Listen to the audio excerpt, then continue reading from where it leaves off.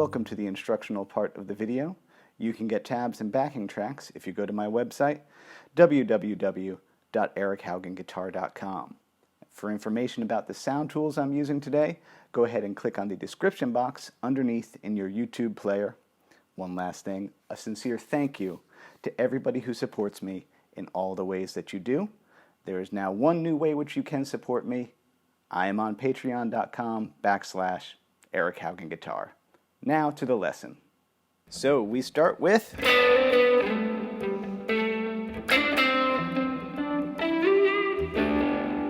let us investigate. We got an A minor chord, we got a C chord, and we got G that I'm kind of aiming out of this cage structure of G. So Hendrix move number one out of the gate.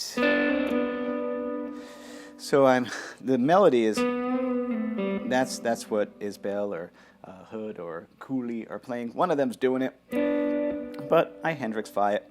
4 and 3. Just bring in ring finger on that 5. 7 and 5 on that D string. There's my A minor tonal center.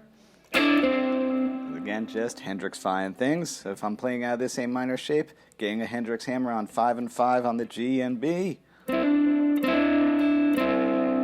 Hammering onto 7 there. And then, if I do it right, I've got my ring finger on the 7 of the D. Just doing a slidey Mateus Asato type of thing. That's about all of his playing I can imitate. So we got a 7, sliding up to 10, 10, 7, 9, 12. So that is, again, that's out of this C. All out of this cage shape. It's all caged. I'm just in my rusty cage. And then there's my G. Again, Hendrixy. 7 and 7 on the D and G. Hammer on to that 9 there of the D to creatify a G chord. And you know, I might grab that root G down here on the 3rd with my thumb. It comes around again.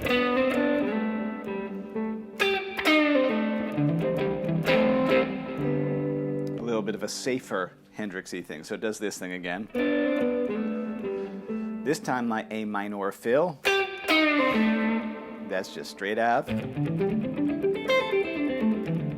Our pentatonic minor, the most useful box we all know. 8 on the B. Tiny little pre-bend there on that 7 of the G. And land it, you know, that's a blues lick. And then, I know it's on a C, or you could think of this C. That's kind of what I'm thinking of. And so we got 5 is going to go to 7, 5 and 5. So Hendrixy. Again, that dainty hammer on. Hammer that 5 onto that 7, keeping him clean. You got an air gap here, because if I'm like this, that's cool, but that's not it. Which begs the question, Jimi Hendrix had hands that are like, you know, this, I don't know how he did it. G, just that, but 5, 5, 4, into Jason Isbell's vocal melody.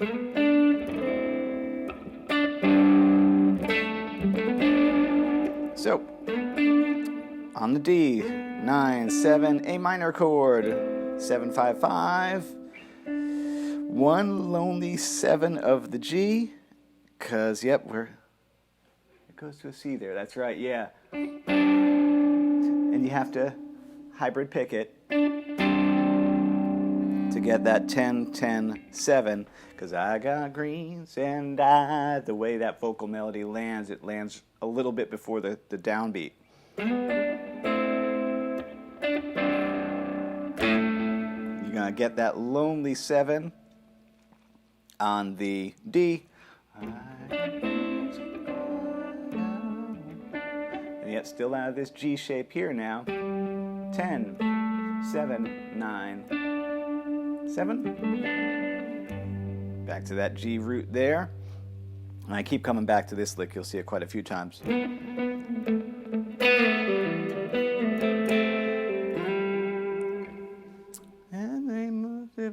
Whatever the lyrics are, I can't remember right now because I'm thinking of fret numbers. 9, 7, 7 on that D, and then we're going to get to 4 of the G, back it off. 4,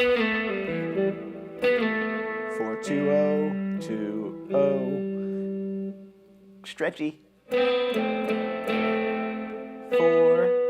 and there's our, I think that's actually on the C chord that melody crosses over, but it's fine. 4, 2, and 1.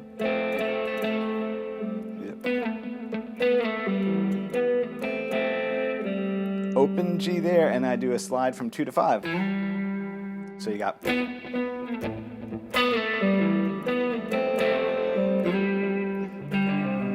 Now it's just a fill that I heard in my head, so I made come out of my fretboard. Oh, the satisfaction. It's a. So we're on that, and it's really just a. I guess that's just G major, really. There's G. 5, 7, 3, 2. Yeah, and I think I do it all as a. Yeah, if you see the hybrid picking again. It's a nice sound. And then it comes around again. Slightly different pickup. Instead of just going, it has a root on the 5th fret of the D, which is a G. That A minor again. Yeah, I belly up and disappear is, there's that A minor again. And this time the C, I realize it ends up making a big like C major 9 with his vocal melody. So that ends up being, again, there's a C, but to get all the tones in that I wanted, 8, 10, 9, 7, open. Yeah, belly up. Disappear. Yeah, because it's disappear is the melody. G.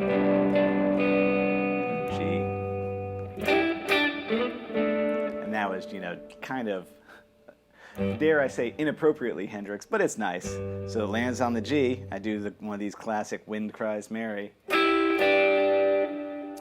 and 3, hammer neatly to the 5 of that B. Oh, that's also, David Gilmour, Wish You Were Here. Yeah. I use that one all the time, actually. So that's, we're sliding 4 and 5. And then that gets me back, connects right to.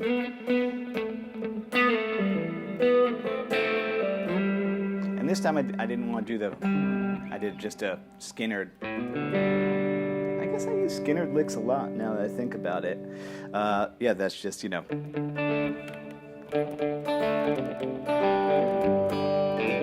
it's that lick, which is a G lick. O, 2, O, O. That's funny. And now, we're headed to the pre-chorus, so it's going to be a D.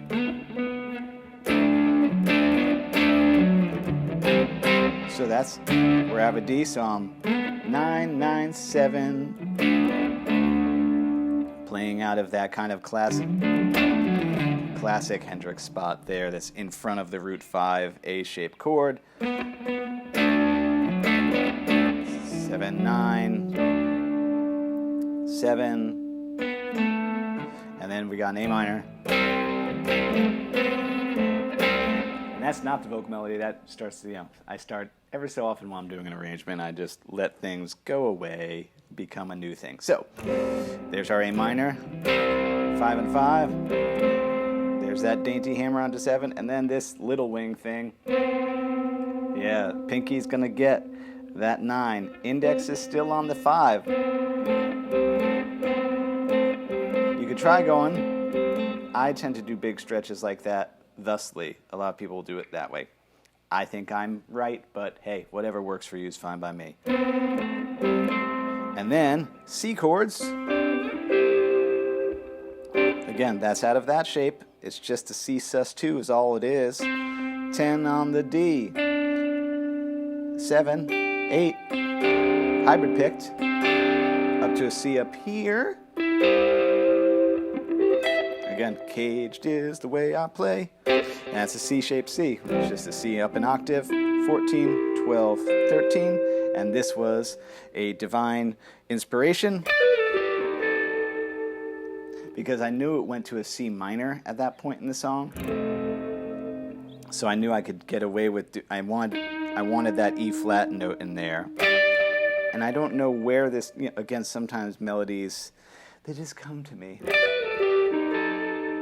I just thought that was a beautiful little thing. 15, which is kind of like a C minor, major, 9s. I don't know, let's not worry about it. It's got a bunch of nice tones in it.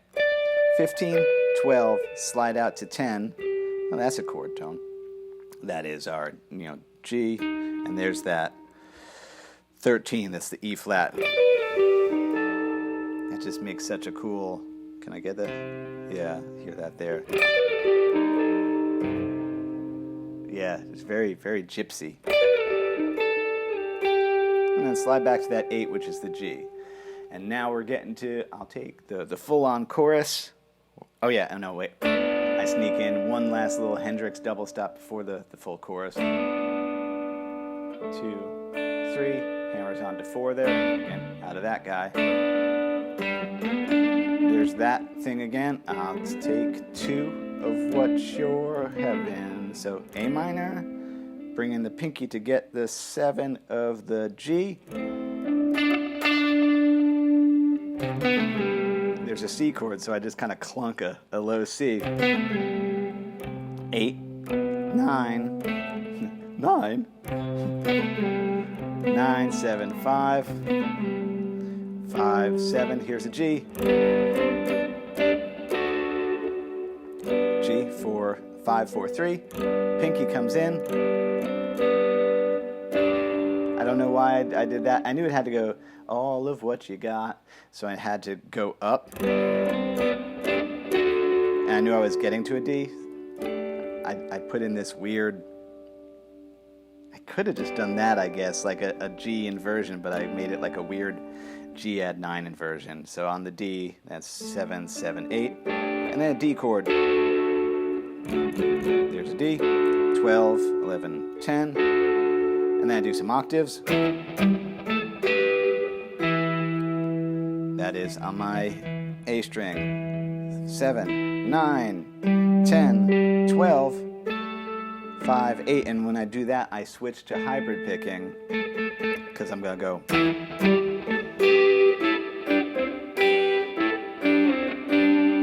To get that bit there. 12, 12, 9, 10, 7, 8, 5 and 5, and then instead of going back up to that 12, 12, I got it closer here. 8 and 7, that guy again, and then I'll hit a harmonic at the 12. Quickly check my tuning. So we're coming in on that A minor, and I'm thinking of a root 5 minor pentatonic out of this structure, and I knew that I can bend 15 of the B up and leave that 15 of the high E there with my pinky. Bring it on down to that 13 there, and then I know that I'm going to go to a G, so I can push this 14 up and still have that 15 up there. Hybrid picked.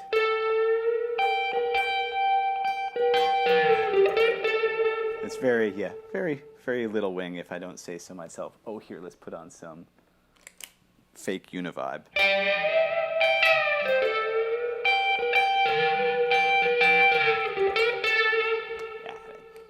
It's not really univibe. That's the harmonic vibrato function of my pedal there. Okay.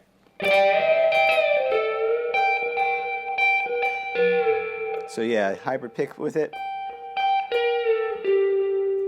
Going down from 14 to 12. play with that note, push it up, bring it down, slide it forward, and bring it back. So you got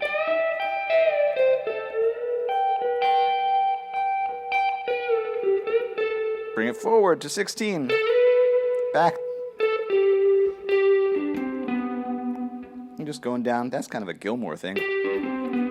Down a G arpeggio there. 12, 12, 15, 14. I keep going down a G scale. 12, 10. A little G thing there. 7, 9, 7. And then a little... It's just a thing that I heard in my head and I knew it would sound cool. So we're back to an A minor. So I'm thinking of what I call the flatty double stops, where, you know, basically a note and then the next note in the scale that's conveniently underneath it. In this case, it's a fourth below. 10, 9, slide it back, you know, and hit that 8 up there to 5. So yeah, you can see it's a... And then from this 7 of the G, you're going to pull off. That's a jazz move. Chromatically. Down to that fourth there. And yeah, because I know I'm on a C, and that makes a C major 7 chord, which in this key, that's the right chord that you can imply. So yeah, once you're on that 4, I'm still thinking of a C. Still thinking out that structure. 5, 7. Again, yeah, complex C chords. And I roll that pinky over to get 7 of the D and bring it forward to get 9, because that gets to our G. And then an A, well, I guess that's really just an A sus2, O220. A C major 7 over G, one of my favorite chords. You know, there's a C. You bring in the low G there, and you take off the index. And then a G. Or you could do an open G.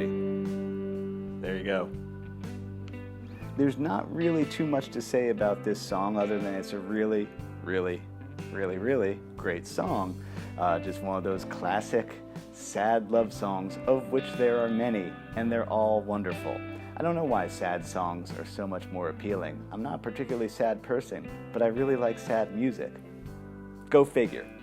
From the Hendrix standpoint, there's those classic, get the finger flat, get the ring finger out in front, cage structures across the fretboard to think about, trying to get the melody to come through, seeing the chords in all locations. Yeah, I guess it's, to me, I'm like, oh yeah, this is just what I do. But I know that if you're not familiar with my videos or me or stuff, yeah, you'd be like, what do you mean this is regular? This is a weird thing to do. So what would my advice be to that person? Would be to practice it piece by piece, you know, and if you find a little part that you like a lot, well then just hang with that part for like a week, like one little lick that you're like, why do I like that so much? Why that one little A minor to C thing? Why is that so interesting to me? Just take, you know, just lock in on that. And then, other than that, enjoy your life and play guitar. Thanks.